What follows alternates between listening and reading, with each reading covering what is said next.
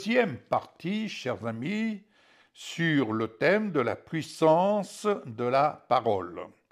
Je reprends ce verset par lequel j'ai conclu l'émission précédente dans Ésaïe 55, verset 11.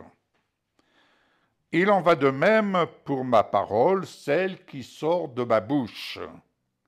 Elle ne revient pas à moi sans effet, sans avoir fait ce que je désire et rempli la mission que je lui ai confiée. Elle ne revient pas à moi. Je me suis subitement posé la question, mais comment peut-elle revenir vers le Seigneur? Si la parole sort de sa bouche, mais de la bouche de qui? De notre bouche, parce que le Seigneur parle au travers de ses enfants. Et les enfants parlent comme le Père. Et le Père leur donne la parole. Et cette parole, les enfants ont le langage du Père. Enfants de Dieu, nous sommes invités à avoir le langage de notre Père. Pas celui de la lettre, j'insiste, mais celui de l'esprit, parce que ces paroles sont esprit et vie. Et lorsque nous parlons la parole, elle ne revient pas à lui sans avoir accompli ce qu'elle doit accomplir et ce pourquoi elle se destine. Alors Dieu atteste et rend témoignage, c'est lui qui rend témoignage de l'efficacité et de la puissance de sa parole. Ce n'est pas nous qui rendons témoignage, c'est lui qui rend témoignage. Il assure que chaque mot, chaque promesse qu'il prononce accomplit inévitablement son but.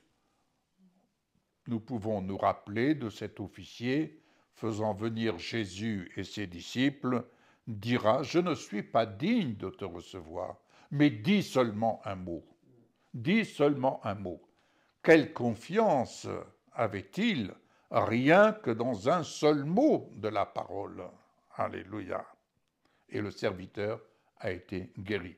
Jésus dira d'ailleurs, comme j'ai déjà eu l'occasion de le dire, et c'est toujours un plaisir pour moi de rappeler cette parole, je n'ai pas trouvé en Israël une aussi grande foi. Autrement dit, Jésus n'a pas trouvé au milieu des siens une aussi grande foi que chez cet étranger. Ouais. Surprenant, ouais. N'est-ce pas? La parole divine ne retourne jamais à Dieu sans avoir produit les effets désirés, qu'il s'agisse de bénédiction, de correction. Entendons bien, quand on dit correction, ce n'est pas attention. Non, la correction, c'est corriger notre façon de voir, corriger notre perception, corriger parce que nous avons des lunettes de doctrine, des lunettes doctrinales. Vous savez, je me suis retrouvé à nu devant le Seigneur et j'ai appris une chose. En Jésus-Christ, il n'y a pas de doctrine, il y a la vie. Amen. Jésus est le chemin, la vérité, la vie. Il n'est pas une doctrine, il n'est pas une religion, il est le chemin, la vérité, la vie. Alléluia. De plus, dans le psaume 119, verset 105, il est écrit « Ta parole est une lampe à mes pieds et une lumière sur mon sentier. » Cela nous rappelle à quel point la parole de Dieu est une source inestimable de directives et de sagesse, illuminant notre chemin et nous aidant à naviguer à travers les défis de la vie. Jésus n'a jamais dit « vous n'aurez plus de défis ». Sur la terre, séparés de la communion avec Dieu, séparés de la gloire de Dieu, nous ne pouvons vivre le ciel sur la terre que dans la mesure où nous sommes attachés à la parole, attachés au Seigneur, attachés à son alliance. Mais les défis sur la terre demeurent. et nous avons reçu autorité, autorité dès lors que nous nous soumettons à l'œuvre de l'Esprit. Amen, amen, amen.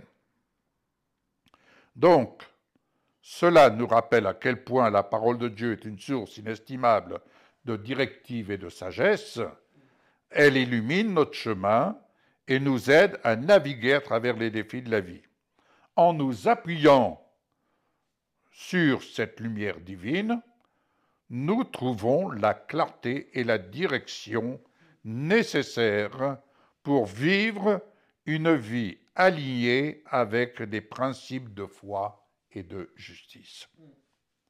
La parole de Dieu est également une source de réconfort et de paix. Comme le souligne le psaume 119-169, il y a une grande paix pour ceux qui aiment la loi, et rien ne peut les faire tomber. Quelle merveilleuse parole de justice! En nous plongeant dans les Écritures, bien-aimés, nous découvrons la paix profonde et durable. Ce n'est pas une paix passagère, éphémère. C'est une paix durable qui découle de notre amour et de notre obéissance à la parole divine. Notre relation avec la parole est une histoire d'amour. Cette paix nous soutient et nous fortifie, même au milieu des tempêtes les plus violentes de la vie. Alléluia. Je reviens vers vous pour la troisième partie de notre réflexion.